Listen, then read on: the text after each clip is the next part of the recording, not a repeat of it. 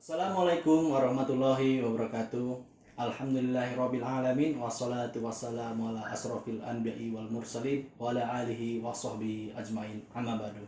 Sahabat umat sekalian, apa kabarnya? Semoga kita semua berada dalam lindungan Allah Subhanahu wa taala. Amin. Semoga kita semua diberikan kesehatan oleh Allah Subhanahu wa taala. Nah, sore hari ini kita ketemu dalam sebuah live ya, live-nya Uma tentunya dalam untuk ngopi bersama. Tapi jangan lupa di sini ngopinya bukan ngopi yang membatalkan puasa, tapi ngopi kita kali ini adalah ngobrol perkara iman bareng Ustadz kita, guru kita yang luar biasa sebelah saya. Nanti saya kenalin ya. Tapi sebelumnya teman-teman jangan lupa untuk download aplikasi Uma ya, itu ada di App Store dan di Play Store ya. Tinggal download aja, cari UMMA Indonesia seperti itu. Nah, nanti di akhir acara kita akan ada sesi tanya jawab di sana ya.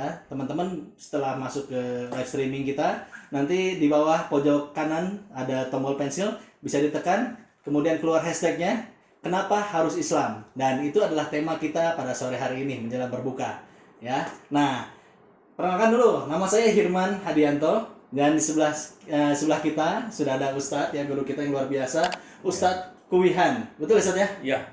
Nah, dari Yayasan Pondok Mualaf Indonesia. Oke, sebelum kita masuk ke tema, Ustaz, saya pengen tahu nih, namanya unik sekali ya. Iya, tapi sebelumnya saya mau menyapa dulu nih. Oh, boleh, silakan. Para sahabat umat nih ya. Assalamualaikum warahmatullahi wabarakatuh. Chung ni men ping an, yan zhen zu ze ini men ren. Bingung Ustaz, artinya apa Ustaz? Ya, assalamualaikum warahmatullahi wabarakatuh. Ya. Oke. Iya. Salamnya ini luar biasa ya, sahabat rumah. Cung apa tadi ya? Saya udah nggak bisa ngikutin deh. Oke. Nah, tema kita di sore hari ini sambil ngabuburit adalah kenapa harus Islam, Ustaz? Iya. Dan tadi Ustadz ini dari Yayasan Pondok Mualaf Indonesia.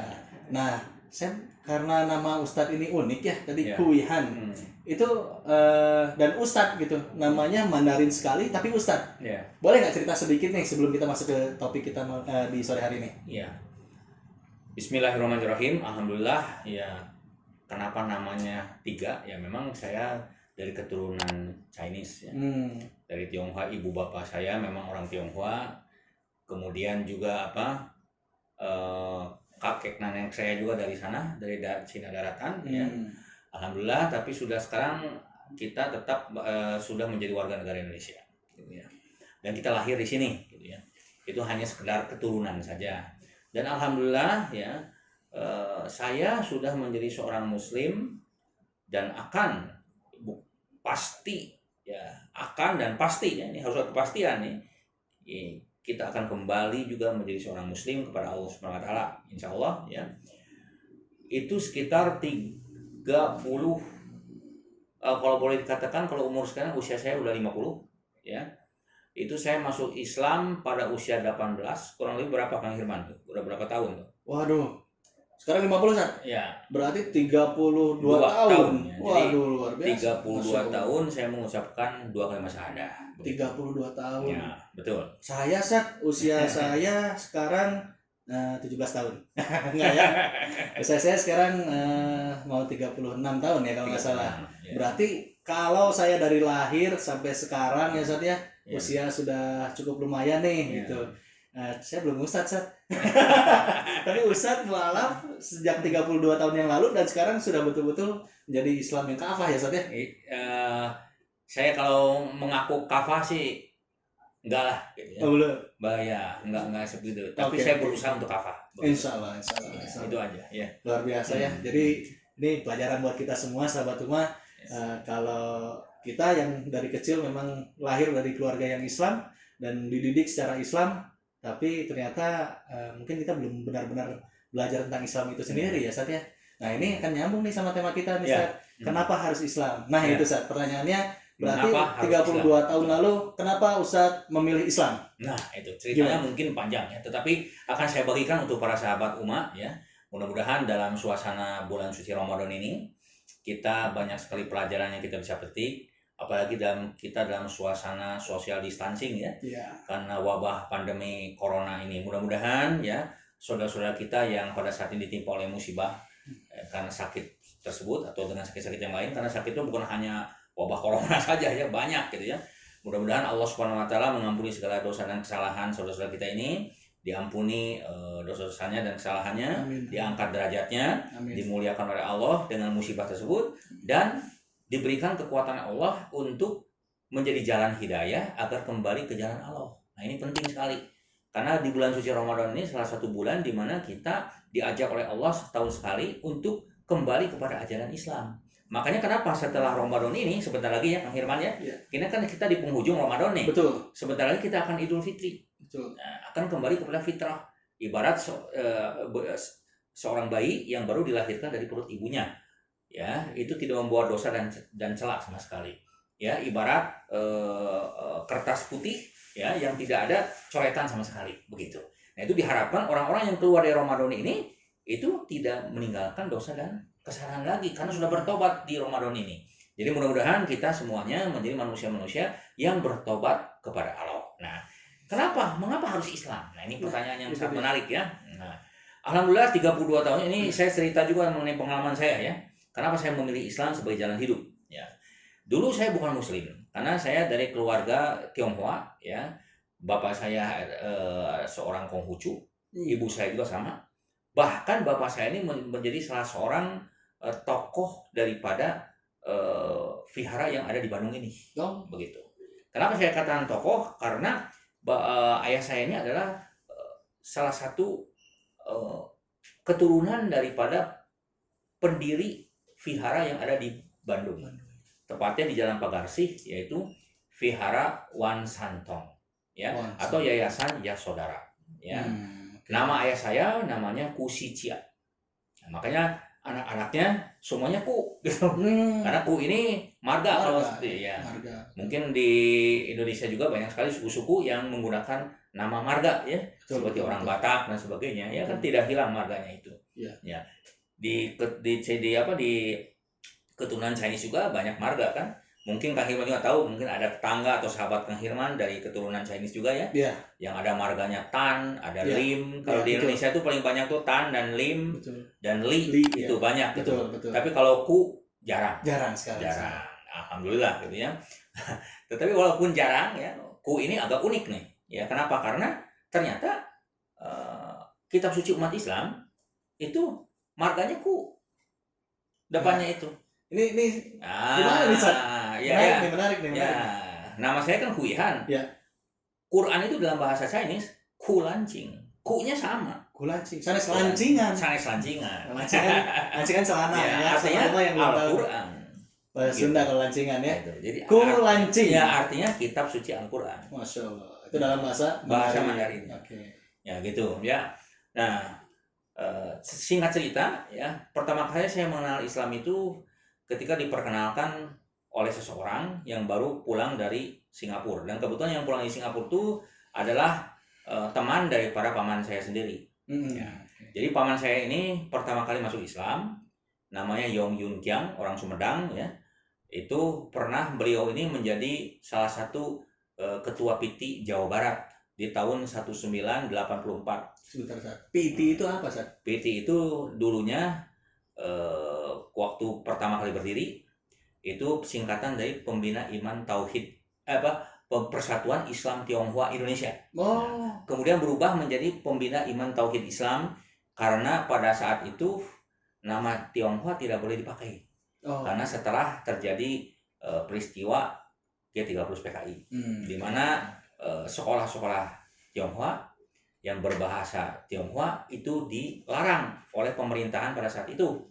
Ya, pemerintahan Orde Baru. Kita semua tahu kan? Ya, itu sejarah bangsa kita gitu ya. Sehingga akhirnya yang berbau Cina, yang berbau Tionghoa itu dihilangkan. Di zaman itu. Ya, mungkin kalau Kang Hirman sekarang usia kan 36 ya. Itu berarti kelahiran tahun 84. Mungkin zaman tahun 84 mungkin Kang Hirman juga masih ketika kecil masih di zaman Orde Baru kan? Ya, betul. Ya, di zaman masih mengalami walaupun cuma sebentar kan ya. Akhir itu ya betul. Tapi kan sekolah-sekolah yang berbahasa Mandarin tidak ada sama sekali. Tidak ada. Nah, tapi alhamdulillah sekarang kan dengan zaman reformasi sudah mulai dibuka ya bahasa-bahasa Mandarin itu. Nah, itu sejarah gitu. Nah, kita kembali lagi. Nah, ketika itu eh, teman daripada paman saya ini ya kalau pulang dari Singapura membawa satu kitab ya, kitabnya bahasa bahasa Chinese semua. Kan tahu bahasa Chinese itu kan kayak kanji itu ya. Kanji Mandarin. Nah, kanji Mandarin itu semua ya. Nah, pada saat itu saya tidak tahu bahwa itu Quran. Ya. Nah, pada saat itu sebelumnya ya, ayah saya ya beberapa bulan sebelumnya dia itu sakit keras kemudian meninggal. Ya. Pada saat ayah saya itu berada di rumah sakit, saya itu menunggu ayah saya. Ya, ketika kalau boleh dikatakan ketika antar hidup dan mati atau sakaratul maut itu. Ya, karena ayah saya itu kan punya penyakit diabetes. Ya, diabetesnya itu komplikasi dan hadi-hadi dimasukkan di rumah sakit. Kemudian 1 bulan terakhir drop, tidak ingat sesuatu apapun, dan saya menunggu pada saat itu bergantian dengan ibu saya gitu. Nah, pada saat itu saya melihat keadaan orang yang sedang tidak berdaya, kebutuhan ayah saya sendiri. Nah, kemudian saya dalam hati bahwa manusia itu ternyata doif ya, ternyata lemah, memerlukan pertolongan dari Yang Maha Kuasa. Pada saat itu saya belum mengenal Allah ya. Ya, yang saya tahu bahwa ada Yang Maha Kuasa yang disebut dengan Tuhan pada saat itu. Ya, karena sekolah saya waktu dulu kan di sekolah-sekolah namanya kebanyakan keturunan Chinese itu sekolahnya kan di sekolah Nasrani ya. Setelah ditutupnya sekolah-sekolah Tionghoa, kemudian sekolah-sekolah Nasrani yang mereka masuki. Sampai hari ini juga saya kira banyak keturunan Chinese di sekolah-sekolahnya sekolah Nasrani ya. Betul, di mana memang ada di sekolah-sekolah negeri juga ada gitu. Tapi lebih banyak dia memilih sekolah-sekolah Nasrani kalau enggak Katolik begitu ya. Nah, begitu. Nah, tapi sekarang sekolah Buddhis juga udah ada ya. Nah, singkat cerita, kemudian dalam perjalanan hidup saya ingin mencari Tuhan, mencari agama begitu. Saya pelajari semua agama dalam pencarian itu. Kemudian saya disodorkan kitab yang datang dari paman saya yang menyuruh temannya itu membawa kitab dari Singapura itu. Padahal dulu belum ada sinetron para pencari Tuhan ya? Belum. Gitu. Yang diberi nama dengan Kulancing tadi. Kulancing tadi. Nah, kebetulan pada saat dibuka ya kitab tersebut, kebetulan ada satu surah dalam Al-Quran yang sampai hari ini saya sangat ingat betul. Ya, karena itulah yang pertama kali menggugah jiwa saya sehingga akhirnya saya ingin mempelajari agama ini. Surat apa? Itu tentang ketuhanan. Diberi judul dengan Ikeliangsi, artinya keikhlasan.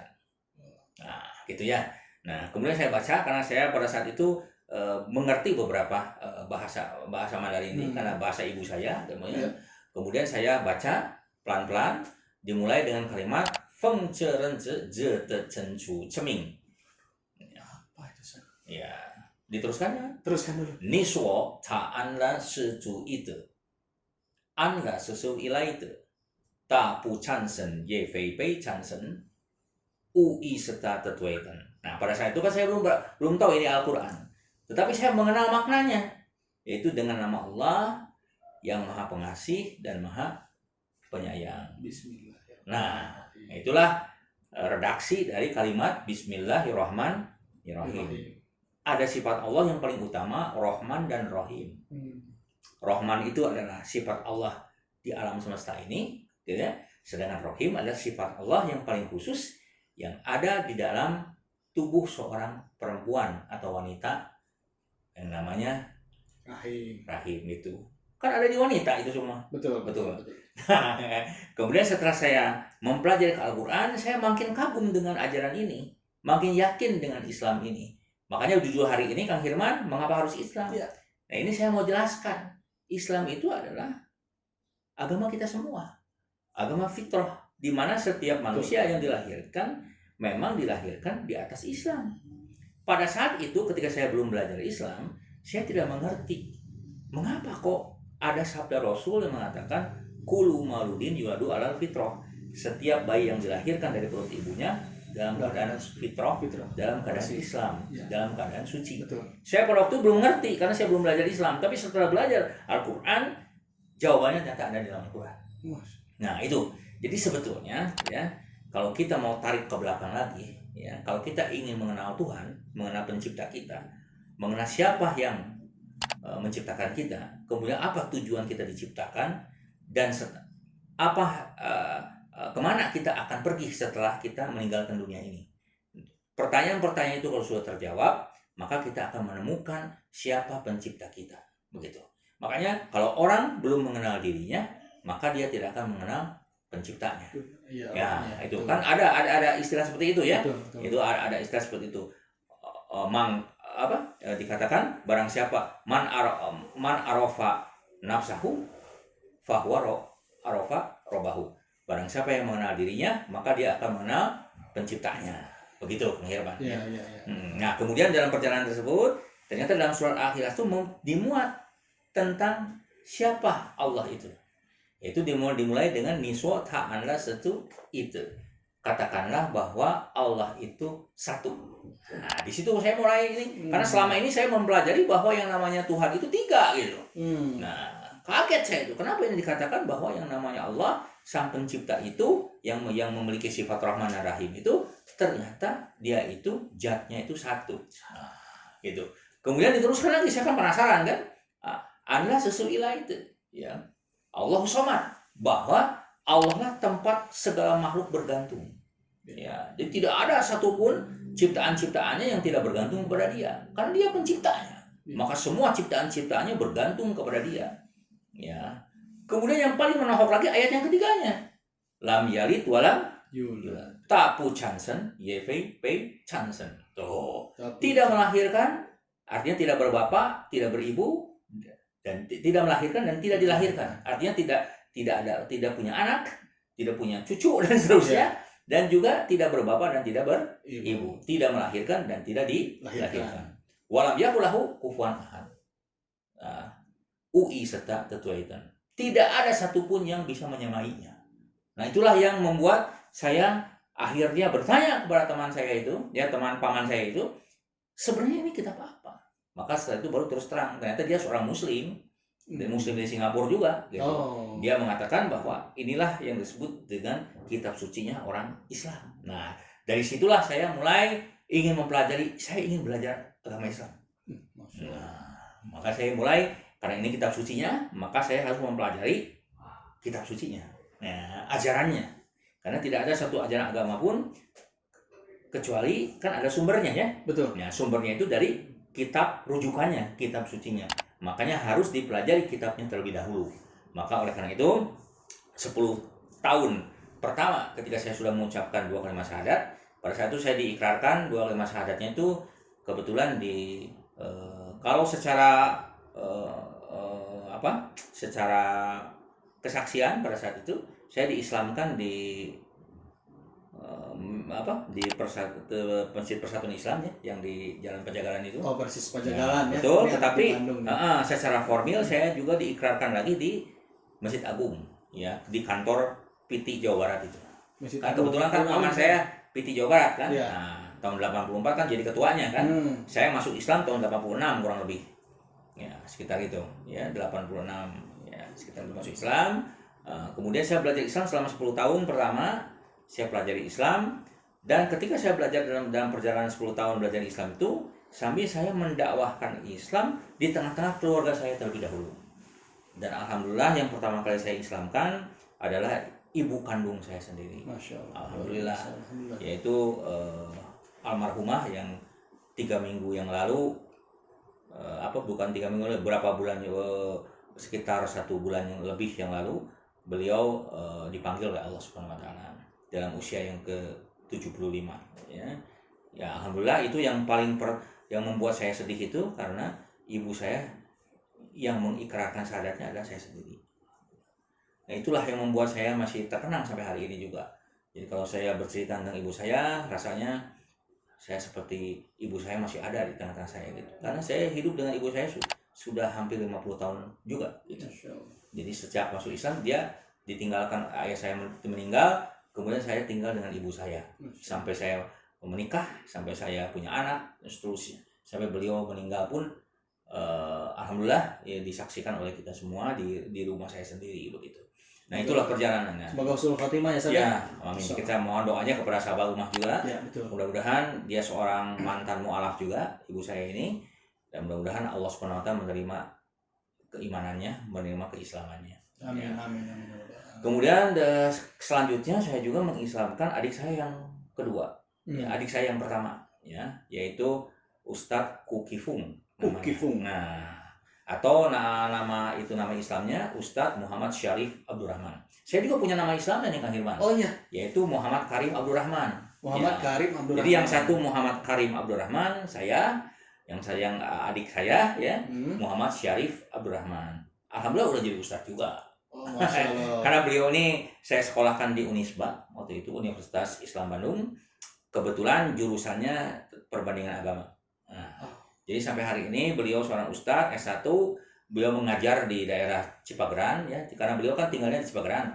Jadi kalau di arah Cimahi, kalau mengenal Ustadz Syarif Abdurrahman, banyak orang yang tahu. Dan ternyata saya ya. Kenal juga ternyata tetanggaan. Ya, cuman bedanya Baru tahu tapi saya kalau Ustadz Syarif ini, ya adik saya ini jarang memperkenalkan dirinya dengan nama Kukifung itu. Iya. Kalau saya menggunakan nama Kuihan, ya salah satunya adalah untuk supaya orang-orang Chinese yang berada di luar sana, orang-orang Tionghoa yang sama dengan saya pun, cobalah membuka diri dan pikirannya, membuka hati, coba belajar Islam. Anda tidak perlu masuk Islam, tapi cobalah Anda buka hati dan pikiran Anda untuk mau belajar Islam dulu. Biar lebih enak. Betul. Sharing. Kenapa saya mengatakan begitu? Karena Islam ini sebetulnya bukan ajaran bagi orang-orang Arab, bukan. Walaupun mungkin bahasanya berbahasa Arab, ya. Tetapi kan sekarang yang namanya Al-Quran ini terjemah bahasanya banyak sekali di dunia ini, ya, termasuk di dalam bahasa Mandarin, gitu. Jadi tidak ada alasan, ya, kalau misalnya Islam itu hanya untuk kalangan orang-orang Timur Tengah, tidak ada kalangan seperti itu. Tidak ada, atau seperti di Indonesia misalnya, Islam itu khusus untuk pribumi. Kalau zaman dulu kan ada istilah pribumi non pribumi kan. Iya. Kalau zaman sekarang kan sudah tidak dipakai lagi istilah seperti itu. Tapi itu masih ada di dalam pikiran manusia, pikiran orang-orang ini, karena sudah ter apa ya? Kalau istilah ini sudah terinstal gimana ya? Seolah-olah ya Islam itu adalah agama pribumi gitu. Jadi kalau kita yang non pribumi tidak pantas lah jadi orang Muslim. Makanya banyak teman-teman saya yang Tionghoa ini, mereka kebanyakan tidak memilih Islam sebagai jalan hidup, bahkan belajar Islam juga nggak mau gitu. Karena udah ada stigma seperti itu. Stigma seperti itu. Tapi kalau belajar yang lain, misalnya menjadi Katolik, menjadi Nasrani, Kristen, atau menjadi Buddhis, atau menjadi agama lain lah ya, atau yang lain-lain, mereka welcome gitu. Tetapi kalau Muslim, ya mereka agak ketar-ketir gitu. Apalagi di dalam pemberitaan-pemberitaan akhir-akhir ini kan banyak stigma-stigma negatif tentang Islam kan. Ya, memang itu juga kita tidak menutup mata ya. Ada juga dari kalangan orang-orang yang mengaku Muslim nih ya, yang mengaku Muslim pun tidak memperlihatkan akhlak Islam gitu. Nah ini yang terjadi. Ini dilema ya. Nah ini tugas kita gitu. Tugas kita sebetulnya bersama ya. Tugas kita bersama. Nah sekarang saya kembali lagi ya supaya jangan kemana-mana nih. Akhirnya supaya jangan kemana. Mengapa harus Islam harus terjawab nih. Betul. Ya dalam 60 menit ini ya 60 menit kita sambil menjelang berbuka ini. Betul. Ya. Nah kembali lagi ke tadi yang saya pelajari dalam Al-Quran itu ya. Kemudian ya Ramadan ini ya Kak Hilman ya. Saya ulang-ulang nih dalam setiap pertemuan saya selalu mengulang-ulang ini. Itu jatuh pada bulan ke-9 dalam penanggalan Islam. Iya. Betul? Betul, Sir. Dan Idul Fitri jatuh pada bulan ke-10. Itu menunjukkan bahwa kenapa kok Allah memilih Ramadan sebagai bulan paling istimewa dan bulan ke-9? Karena itu menunjukkan bahwa manusia setiap 1 tahun sekali diingatkan oleh Allah bahwa engkau berasal dari perut ibu Anda. Itu manusia loh. Ya. Yang diingatkan itu manusia. Makanya ayatnya jelas ya, kalau kita sitir dalam Al-Quran ya, mungkin Kang Hirman juga bisa buka itu ya dalam surah Al-Baqarah surat 2 ayat 185. Mungkin Kang Hirman juga pernah dengar itu. Firman Allah mengatakan a'udzubillahi minasyaitonir rajim, syahrul ramadan alladzi unzila fihil Qur'an hudalinas wa bainati minal huda wal furqan. Apa artinya? Bahwa bulan Ramadan itu ya, di mana suatu bulan di mana diturunkannya Al-Qur'an. Al-Qur'an itu sebagai apa? Hudalinas, sebagai petunjuk bagi manusia. Tidak dikatakan hudalil lil muslimin, petunjuk bagi hanya untuk orang-orang Islam saja, atau misalnya hudalil lil Arab, hanya untuk orang Arab. Tidak dikatakan begitu.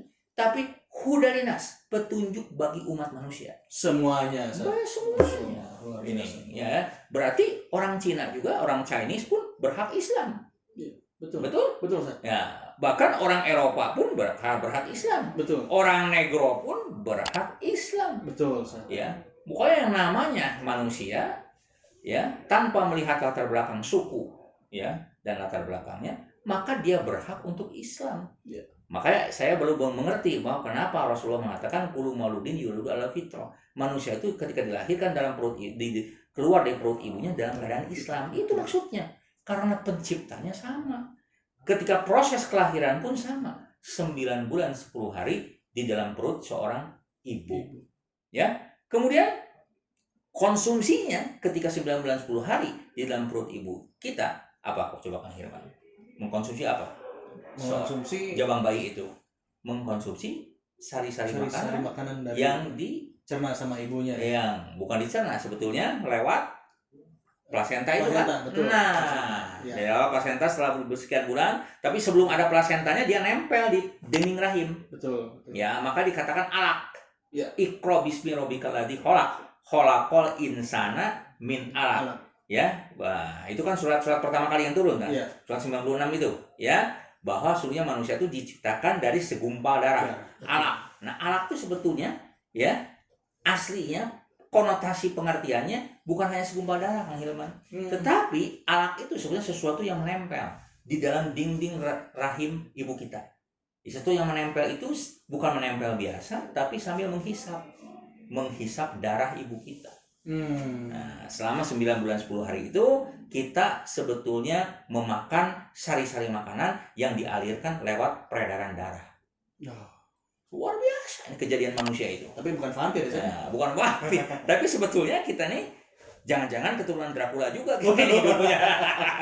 Kalau menurut cerita ini ya, cerita horor kan begitu kan? Jadi karena kita semua manusia pernah meminum darah ibu kita sendiri. Iya. Ya, makanya kenapa ya seorang anak yang soleh ketika ibunya sudah meninggal, gitu ya, ini perhatiannya untuk semuanya ya, maka seorang anak yang soleh ketika mendoakan ibunya insya Allah makbul selama dia itu memakan makanan yang halal.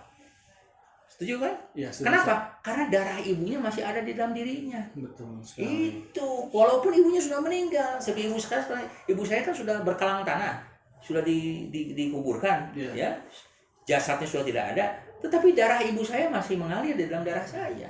Nah itulah yang membuat ya kenapa di dalam Islam diajarkan bahwa seorang anak yang soleh harus mendoakan kedua orang tuanya. Bahkan ya amal-amal yang tidak akan terputus itu salah satunya doa anak yang soleh kan. Betul. Di dalam hadis itu. Nah itu berhubungan sekali ya. Nah kemudian setelah itu ya kita Idul Fitri kan seperti bayi yang baru keluar dari perut ibunya dalam keadaan suci itu kan. Iya. Nah, setelah keluar dari perut ibunya itu, maka Allah memerintahkan. Ya, memerintahkan apa? Untuk disapih.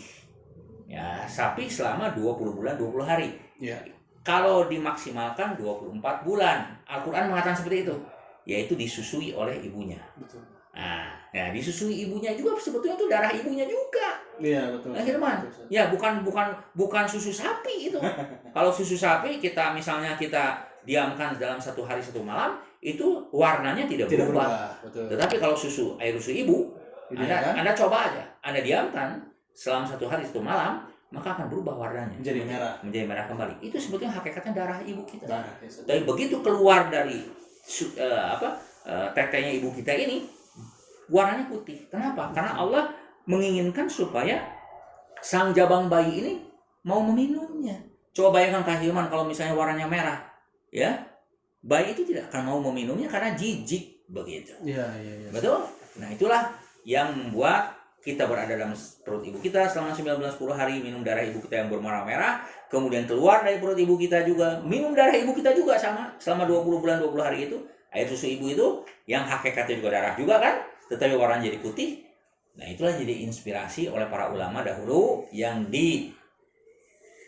disarankan kepada Presiden Republik Indonesia pertama pada saat itu Bung Karno untuk dijadikan merah putih ini dijadikan bendera kebangsaan kita.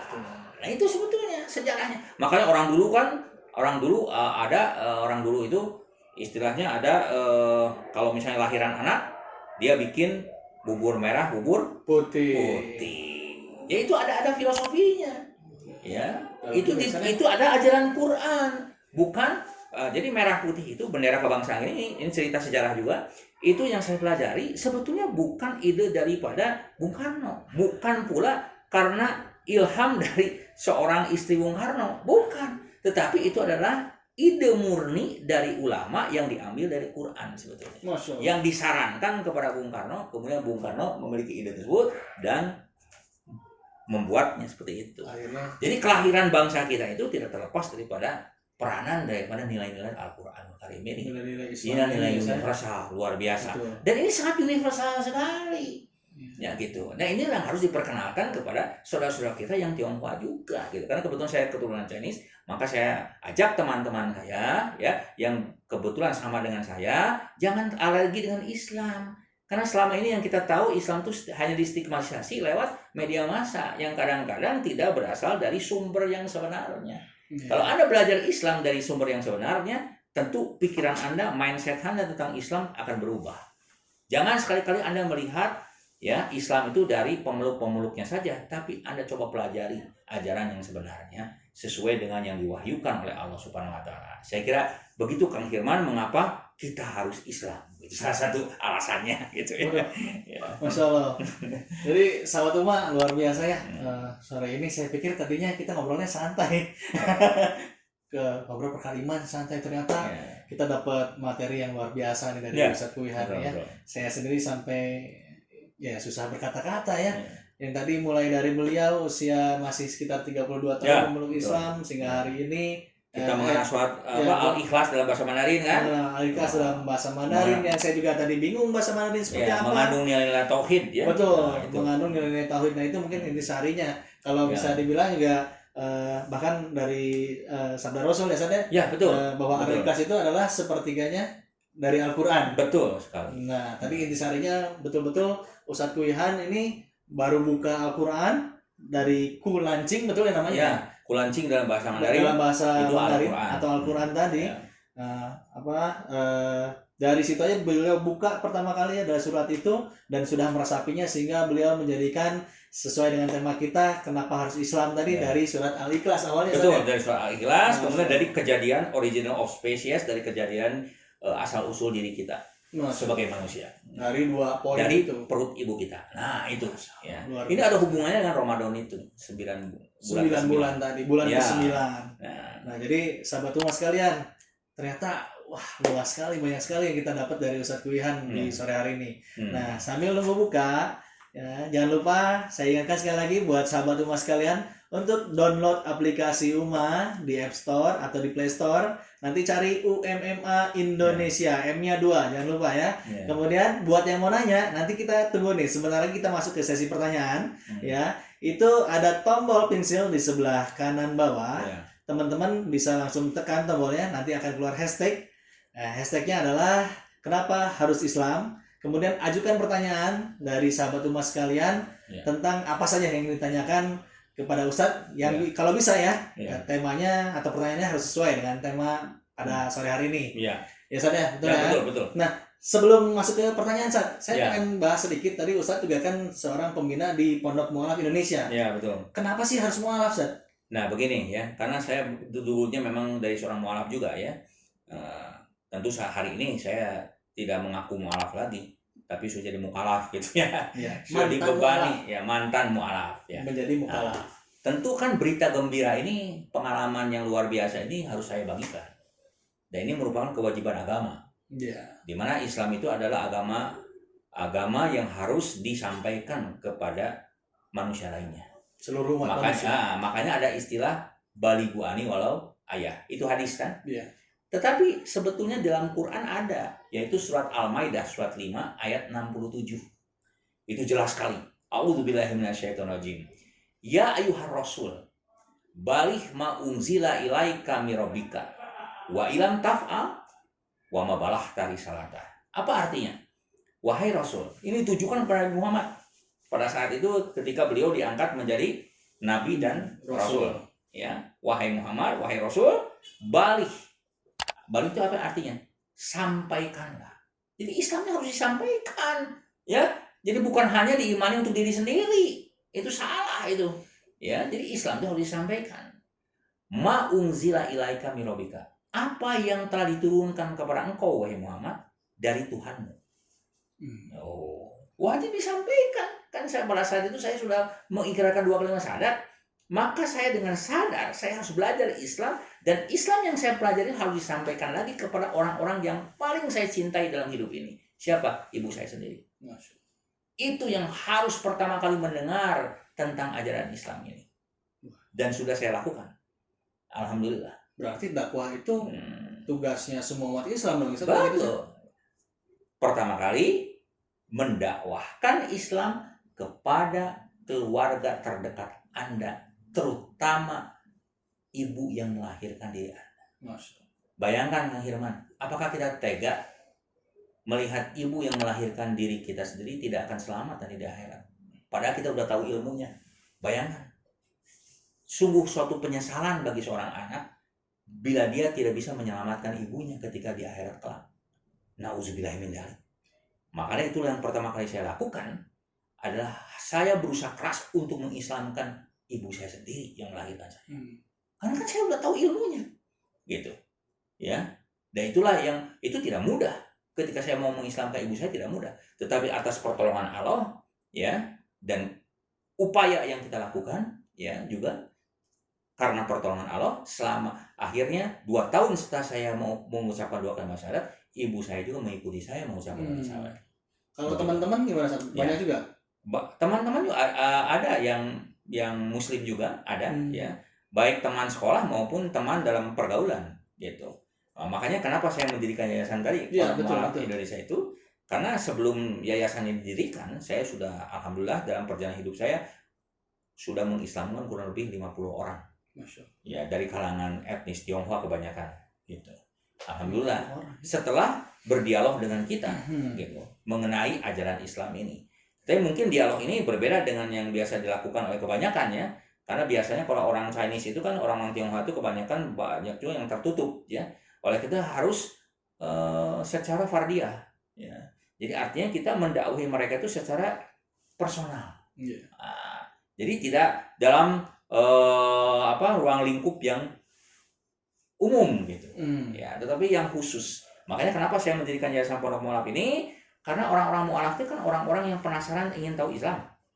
Mungkin saja mereka belum bersyahadat, tapi mereka ingin tahu ajaran Islam, ya, betul. Tetapi mereka malu harus nanya ke siapa, atau mereka misalnya gak berani, ya, gak berani kalau saya nanya ini, takut saya salah, kan begitu, canggung, gitu. Betul. Tetapi kalau mereka bertanya kepada orang yang mantan mualaf, saya kira beda itu. Betul sekali. Ya, karena mereka beranggapan bahwa dulu dia juga, si Engko ini dulunya juga bukan muslim. Gitu kan. Ya, mengapa dia memilih Islam? Nah, itu mungkin lebih kena, gitu. Makanya kenapa saya mendirikan Yayasan Pondok Mualaf ini, latar belakang karena banyak yang sudah saya islamkan. Kemudian orang-orang mualaf ini kan tidak semuanya latar belakangnya sama, Kang Hirman, ya? Iya, betul. Ada yang di latar belakangnya tidak, orang yang mualaf masuk Islam itu tidak langsung hidupnya itu akhirnya menjadi sukses, misalnya, tidak. Ada juga yang banyak sekali musibah yang dihadapi. Betul. Misalnya orang tua, latar belakang keluarganya tidak setuju dengan keislamannya, kemudian didiskriminasi dalam soal hartanya, dalam soal perdagangannya, ekonomi terutama, ya, juga dalam hubungan keluarga mereka. Nah, ini kan harus ada penyambung lidahnya. Nah, penyambung dengan keberadaan Yayasan Pondok Mualaf ini, kita alhamdulillah membantu mereka untuk berhubungan dengan keluarganya. Itu ada seorang mualaf keturunan Chinese, itu sekitar 3 tahun yang lalu saya islamkan. 3 tahun yang lalu. Saya kurang agak lupa tanggalnya berapa. Ya, masih muda itu. Ya, dia itu tinggal dengan orang tuanya di daerah Cicadas, ya, di daerah Cicadas. Dia menjadi muslim, ya, kebetulan belajar dengan kita di Yayasan Pondok Mualaf itu, ya, saya bina, gitu, ya. Tetapi hubungan dengan keluarganya kurang baik, karena orang tuanya tidak setuju dia menjadi muslimah, perempuan nih, perempuan lagi.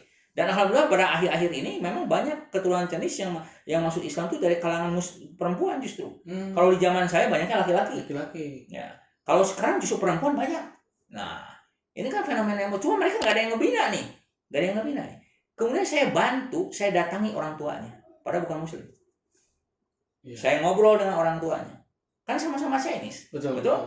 Ternyata lebih masuk, lebih memudahkan, ya, Ustaz. Dan akhirnya si anak tadi yang asalnya ketakutan ya, kalau saya dibawa ke sana nanti ribut dengan orang tuanya. Tapi ternyata tidak, tergantung pendekatan kita.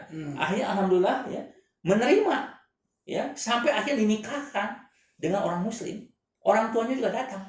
Waduh, berarti asal dari yang sesuatu yang asalnya tidak setuju banget gitu. ini sahabat Uma Dan ini terjadi. ada harapan Ya, berarti ini ya. terjadi. Udah nikah ya Ustaz ya? Ya. Ya. Terjadi. Ini terjadi. Itu saya bisa tunjukkan orangnya nanti dalam satu kesempatan gitu. Masya Allah. Dan itulah yang selama ini saya bina, namanya Ria namanya itu. Orang Chinese itu. Nah, itu terjadi. Jadi sebetulnya Islam itu ya bisa disampaikan lewat pendekatan. Dan ini yang selama ini mungkin kekurangan kita. Ya. Tidak selalu Islam itu disampaikan hanya lewat kata-kata di mimbar, tidak. Tapi dengan pendekatan persuasif, dengan hati ke hati, itu jauh lebih kena. Nah ya, itulah yang wajib kita lakukan. Dan itulah yang selama ini kenapa keberadaan Yayasan Pondok Mu'alaf itu perlu. Maka saya mendirikan yayasan ini. Tetapi alhamdulillah dalam perjalanannya yayasan ini kurang lebih sudah berdiri 3 tahunan ya, 3 tahunan, dan sudah ada tanah yang diwakafkan oleh salah seorang jemaah gitu ya. Tapi ada sebagian yang belum dibebaskan, dan juga untuk pembangunannya. Jadi mudah-mudahan pada suatu kesempatan nanti Yayasan Pondok Mu'alaf ini nanti akan memiliki pesantren tersendiri gitu. Punya pesantrennya, punya masjidnya, sehingga nanti kalau ada mu'alaf khususnya di Kota Bandung ini yang mau belajar Islam, karena pengertian mu'alaf yang Kang Hirman ya, bukan hanya orang yang sudah bersyahadat saja. Tapi yang disebut mu'alaf itu orang yang penasaran ingin tahu Islam, padahal dia belum Islam, belum syahadat. Itu termasuk ya? Boleh datang ke pesantren kita. Bahkan orang non-muslim pun yang mau belajar Islam boleh datang ke pesantren kita. Kita terbuka. Karena Islam itu universal, kita menerima siapapun.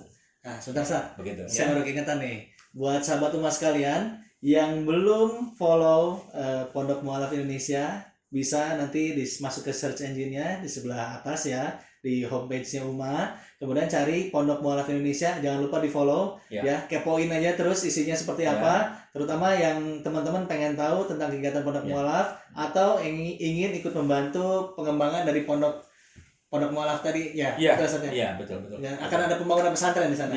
Betul. Jangan lupa bisa salurkan donasinya, buka aja kepoin di situ. Ya, jangan lupa sahabat Uma. Ya, donasinya bisa langsung disalurkannya ke BNI Syariah ya, atas nama Yayasan Pondok Mu'alaf Indonesia di rekening 450450408. Nah, begitu. Gampang diingat lah itu. Oke, Ustaz. Luar biasa sharing kita di sore hari ini. Nah, kayaknya teman-teman kita dari ada yang penasaran, kayaknya ada yang penasaran nih. Saya dari tadi lihat ternyata udah mulai banyak yang nanya kayaknya nih tentang materi kita di sore hari ini. Oke, sebentar saya lihat dulu nih pertanyaannya. Wah, udah mulai banyak nih, saya harus pilih satu-satu nih. Nah, alhamdulillah. Oke. Ada dari sahabat Uma yang namanya Agus Watokolah, Masya Allah. Assalamualaikum. Waalaikumsalam. Mohon pencerahannya. Saya seorang mu'alaf dari tahun 2011. Tapi sampai saat saya gimana nih? Tapi sampai saat ini mungkin saya baru hafal surat Al-Fatihah. Saya terlalu sibuk dengan pekerjaan saya sehingga saya lupa kalau umur sudah tua. Saya harus bagaimana, Ustaz? Nah, begitu ya. Ini khusus tip bagi orang yang sudah tua ya. Jangan kecil hati ya, karena selama niat itu kuat, niat dengan tekad beda. Oleh karena itu, niat Anda harus ditingkatkan menjadi tekad. Nah, itu beda. Jadi itu dalam bahasa agama disebut dengan azam. Nah, kan ada niat, ada azam. Betul. Azam lebih tinggi daripada niat, begitu ya. Betul. Jadi kalau hanya sekedar niat, saya pengen Islam, tapi tidak ada follow up untuk menuju ke sana. Nah, tapi kalau yang azam dia planning. Ya. Walaupun Anda sibuk sebagaimana apapun, karena manusia itu ketika diberikan waktu oleh Allah dalam satu hari 24 jam, tidak lebih dan tidak kurang, semua sama. Pertanyaannya, kenapa nasibnya beda? Ya betul, salah satunya karena perbedaan tekad. Betul. Di situ letaknya. Jadi kalau Anda betul-betul ingin belajar Islam, ya, ingin menjadi muslim yang kafah, maka Anda harus menyediakan waktu dan mengorbankan waktu Anda. Anda planning kapan waktu Anda untuk thalabul ilmi. Nah, itu harus disetting. Itu baru azam. Dipersiapkan ustadznya, dipersiapkan waktunya. Nah, ini yang kadang-kadang penyakit umat kita. Jangankan mualaf nih Pak. Jangankan mualaf. Islam keturunannya juga sama. Betul, Ustaz. Sekalipun ibu bapaknya Islam, ya, tapi kalau kita tidak mampu, tidak mau mempelajari Islam, mungkin selama-lamanya tidak tahu Islam. Betul. Ya, jadi sama saja sebetulnya, mah. Itu mah penyakit manusia gitu. Ya, jadi Betul. apalagi maaf saja ya, Bapak dalam keadaan tadi siapa tuh? Agus ya? Wataqwa. Pak Agus nih sudah uzur kan, umurnya sudah udah tua ya. Nah, itu harus lebih intens lagi menyediakan waktu untuk thalabul ilmi. Bagaimana cara thalabul ilmi? Saya belum bisa baca Quran, misalnya begitu ya. Jangan khawatir, Anda dengarkan. Karena mendengar itu jauh lebih hebat daripada membaca sebetulnya. Ya, jangan Anda sepelekan kemampuan untuk mendengar. Justru kemampuan mendengar itu jauh lebih hebat daripada membaca.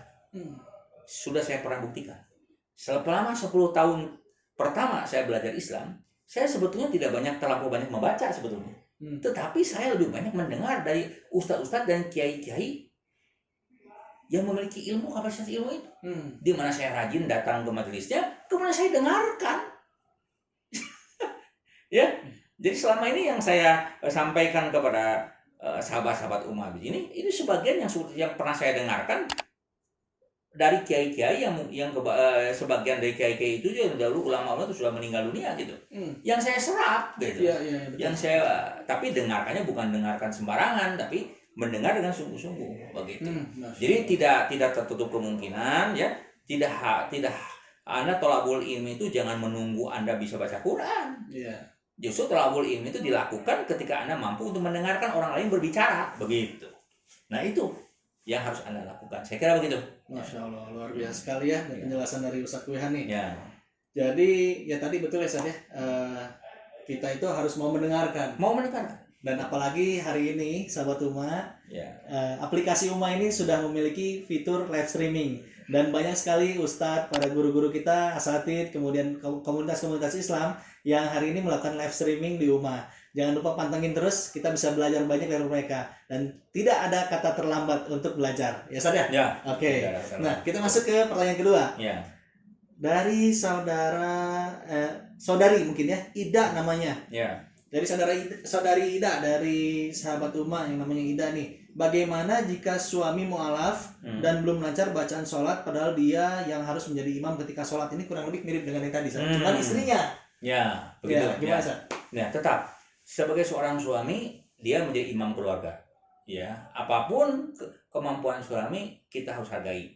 Sekalipun mungkin istrinya lebih pintar baca Qur'annya misalnya, suaminya nggak begitu pintar baca Quran, tapi tetap ketika sholat jamaah suami yang menjadi imam.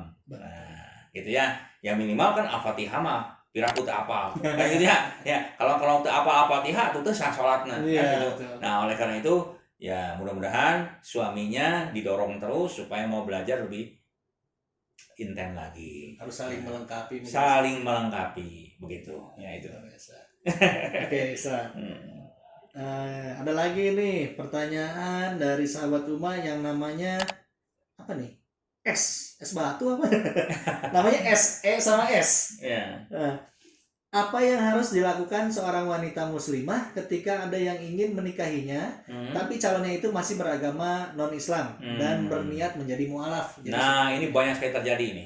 Ya. Dalam pengalaman saya ketika mengislamkan orang, saya berapa kali ada 3 tipe manusia ketika dia mau masuk Islam. Termasuk di Indonesia, bahkan di dunia bahkan ya. Tapi kebanyakan di kita seperti itu. Pertama, niat seseorang masuk Islam karena pasangan hidup, calon pasangan hidup. Ya, jadi banyak orang yang masuk Islam datang kepada saya karena dia mau menikah dengan seorang lelaki yang non Muslim atau seorang perempuan yang non Muslim. Ya, kemudian saya katakan saya tidak bisa mengislamkan Anda kalau dengan niat seperti itu. Kenapa saya katakan begitu? Karena menjadi seorang Muslim itu bukan membeli kucing dalam karung. Ya, bukan membeli kucing dalam karung. Anda harus tahu apa itu Islam. Jadi maksudnya apa Pak Ustaz? saya sarankan ya kepada calon suami Anda atau istri Anda harus mau, kalau Anda mau masuk Islam dengan baik, dengan sungguh-sungguh, Anda harus tahu Islam, Anda harus dididik dulu. Anda harus mau belajar Islam dulu selama 6 bulan. Dengan siapa? Dengan saya. Begitu kan? Ya, kemudian kita akan tanyakan lagi setelah belajar dengan kita selama 6 bulan itu, baru saya akan tanya lagi, apa Anda serius mau masuk Islam? Setelah Anda tahu tentang Islam, begitu. Jadi tidak mudah masuk Islam itu. Bukan dengan cara seperti itu. Itu pertama. Yang keduanya, ada yang masuk Islam dengan niatan karena ingin dapat orderan, objek. Ya, terutama ekonomi. Ada yang begitu, Sat? Ada. Wah, Itu niat yang kedua. Karena kebanyakan di kita mayoritas kan beragama Islam. Maka pejabat-pejabat kita, pejabat-pejabat pemerintahan mayoritas Muslim juga. Muslim. Iya. Jadi kalau ingin lancar usahanya, betul, masuk Islam dulu dong. Dekat dengan pejabat. Nah, itu ada yang seperti itu. Itu yang kedua. Tapi yang pertama yang paling banyak. Yang ketiga karena hidayah. Nah, ini paling sedikit. Nah, banyak orang yang mengatakan sekarang banyak orang non-muslim masuk Islam. Betul, tapi yang mana? Yang kategori 1, kategori 2, atau yang ketiga? Kalau karena betul-betul karena hidayah dari hatinya, itu sangat sedikit jumlahnya. Sedikit. Ya, belum banyak. Nah, itu ya. Oleh karena itu lewat streaming ini, mudah-mudahan lewat program UMA ini, mungkin program UMA ini akan berketerusan kan? Insya Allah. Itu mudah-mudahan banyak di antara para mu'alaf ini ya yang mau belajar Islam terlebih dahulu gitu. Jadi ketika dia mau masuk Islam, mengikrarkan kedua kalimat syahadat, dia sudah memahami tentang Islam itu.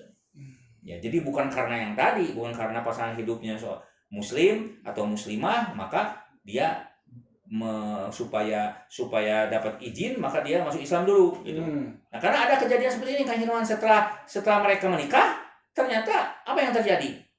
Ya, setelah mereka menikah punya anak, kembali lagi kepada agama sebelumnya. Betul, itu banyak. Padahal menurut agama kita ya, terutama bagi muslimah ya, ketika mendapatkan cowok atau pasangan hidupnya laki-laki yang non muslim, kemudian dia kembali lagi murtad, maka dia harus bercerai. Karena menurut agama kita tidak selamanya bisa hidup bersama, karena hukumnya jadi kesananya jadi perzinahan, jadi terus-menerus perzinahan. Nah, itu nauzubillah min dzalik. Harus benar-benar kita tanamkan ya. Jadi kesananya bisa hubungan haram jadi kesananya. Nauzubillah min dzalik, itu yang tidak disadari. Betul. Ya, makanya kepada orang tua ya, itu harus betul-betul ya, ketika jangan sembarangan ketika mau menikahkan anaknya dengan non muslim. Kita harus betul-betul serius apakah dia betul-betul mau masuk Islamnya, bukan karena anak saya gitu. Nah, itu saya kira begitu ya. Jadi kalau kita nikah karena pasangan, belum tentu pada akhirnya menyelamatkan kita ya di akhirat nanti ya, Sad ya. Ya betul. Kan kita mau sampai selamat di akhirat, bukan di dunia. Ya. Kalau kita niatnya hanya untuk selamat di dunia saja atau senang di dunia saja, ya begitu. Betul. Tapi di akhiratnya bahkan nauzubillah min dzalik, justru bukan keselamatan tapi akan mendapatkan murka dari Allah Subhanahu wa taala. Great sekali, Sad. Ya. Nauzubillah min dzalik. Nah, Sad, tadi saya tertarik deh dengan poin ketiga tadi nih, masalah hidayah, Sad. Ya. Banyak juga kan teman-teman kita yang ngomong, ya sekarang ini teman mungkin dari cerita saya ya. Ada yang bilang katanya, saya mah belum dapat hidayah katanya. Nanti we nunggu kalau datang hidayahnya. Ya, sebetulnya betul. Hidayah itu ditunggu apa dijemput, Sad? Nah, begini, kita ambil ayatnya dulu supaya kita paham ya. Itu ada sebuah ayat dalam Al-Qur'an ya, ada asbabun nuzulnya bahkan ya. Itu sangat terkenal sekali, yaitu surat 28 ayat 56. 28 itu Al-Qasas ayat 56. Di sana ada kalimat yang mengatakan seperti ini, sabda Allah, firman Allah, a'udzubillahi minasyaitonirrajim. Wa innaka la tahdi man ahbabta walakin Allahu yahdi may yasha. Nah, kalimat seperti itu. Wa huwa a'lamu bil muhtadin. Apa artinya? Sesungguhnya engkau ya Muhammad tidak bisa memberikan hidayah kepada orang yang kau cintai. Nah, ini berkenaan dengan ketika Rasulullah menginginkan agar pamannya Abu Thalib masuk Islam. Tapi kan karena Abu Thalib itu kan orang Arab, dia paham betul tentang syahadat dan konsekuensi di balik itu. Makanya dia paham, karena dia paham konsekuensinya, maka dia sulit untuk mengucapkan dua kalimat syahadat itu karena harus ganti sistem gitu. Ya, harus ganti istilah nama kudu ganti karuhun ya. Nah, ini ganti semuanya. Cara hidupnya, sistem hidupnya. Ini yang berat. Nah, Ini karena dia paham betul tentang konsekuensi dua kalimat syahadat. Beda dengan di kita, karena kebanyakan di kita ini Islam turunan, maaf saja Islam turunan, dia tidak mengenal konsekuensi itu, gitu.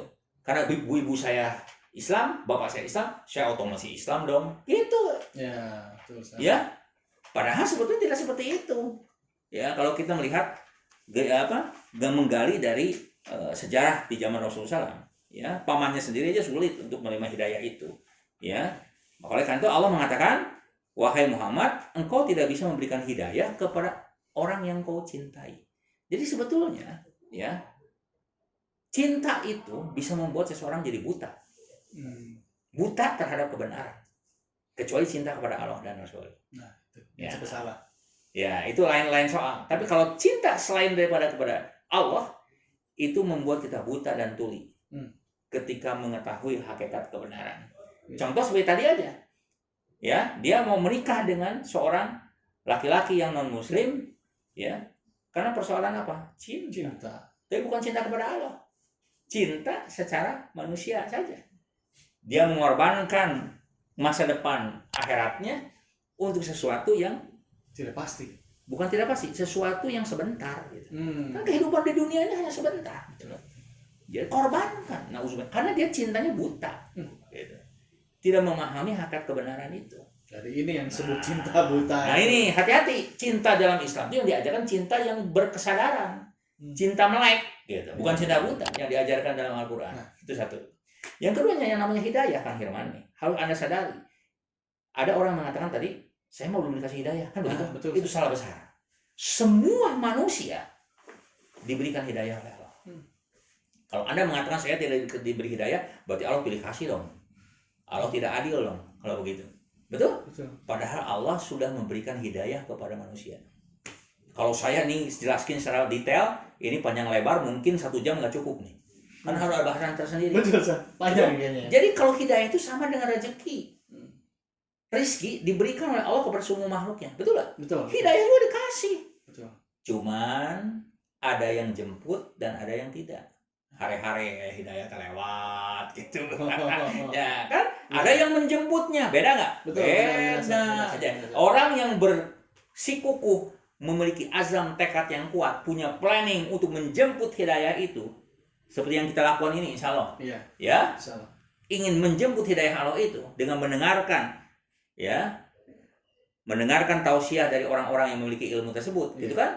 Dengan berupaya memberikan fasilitasnya, disediakan segala macam supaya kita bisa memahami ilmu ini, maka itu jauh lebih baik ketika menyambut hidayah itu dibandingkan dengan orang yang tadi hare-hare. Masya Allah. Padahal ada hidayah lewat tiap hari gitu, cuma dia tidak ngeh dan tidak ada upaya untuk menjemput itu. Sama dengan rezeki.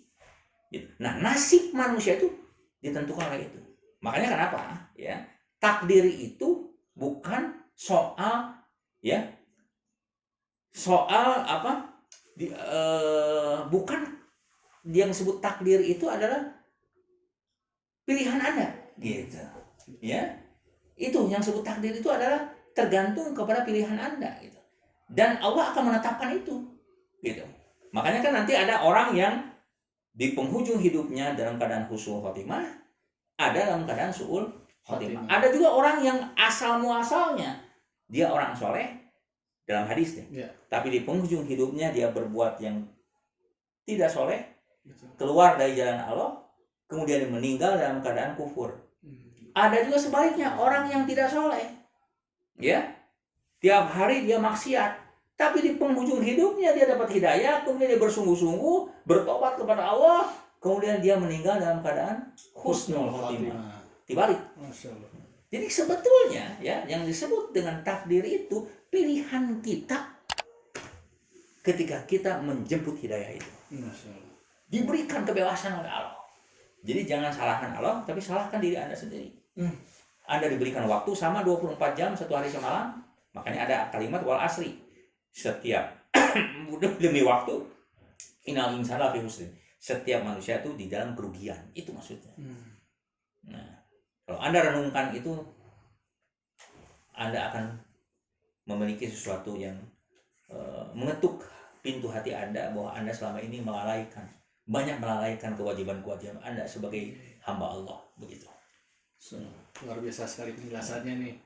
Nah, eh, mungkin kita waktunya nih hampir habis ya San. Ya betul. Sudah menjelang buka Nanti puasa bisa sambung nih. lagi, insya Allah. Jadi sahabat umat sekalian, jangan lupa kalau yang mau tahu lebih banyak tentang Islam, tentang mualaf, ya bagaimana proses mempelajari Islam buat teman-teman yang masih pengen lebih lanjut ingin tahu tentang Islam ini, bisa kepoin langsung follow akunnya Pondok Mualaf Indonesia di aplikasi Uma tentunya.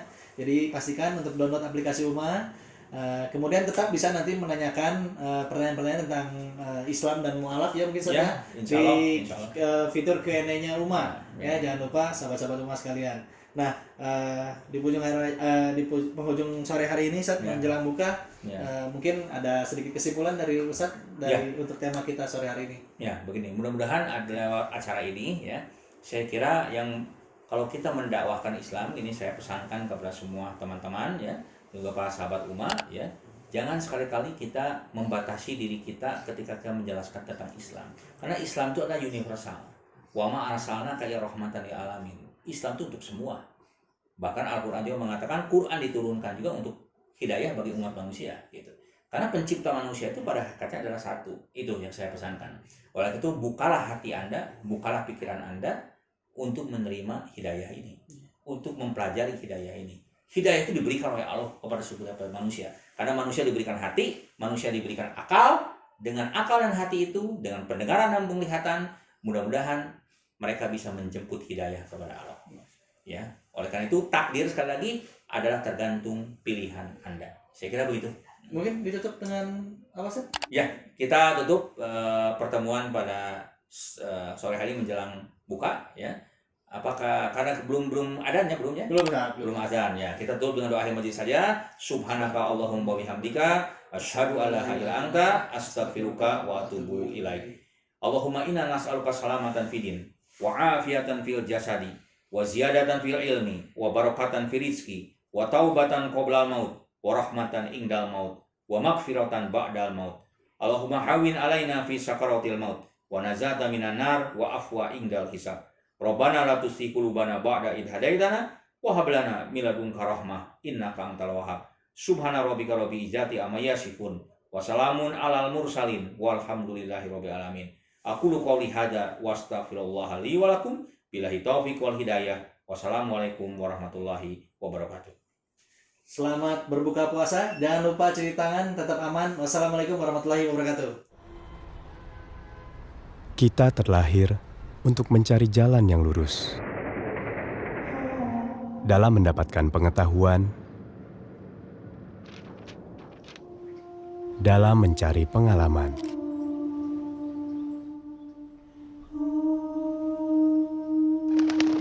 dan dalam mengemban amanah untuk menjadi manusia yang lebih baik.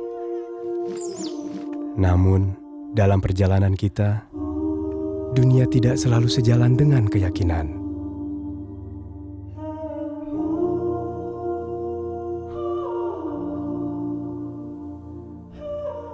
Zaman mendatangkan beragam pilihan. Namun yang baik untuk kita tidak selalu jelas di depan mata. Karena itu, Uma hadir untuk kita sebagai penunjuk arah yang insya Allah memberi pencerahan, dan sebagai sahabat yang insya Allah senantiasa mengingatkan.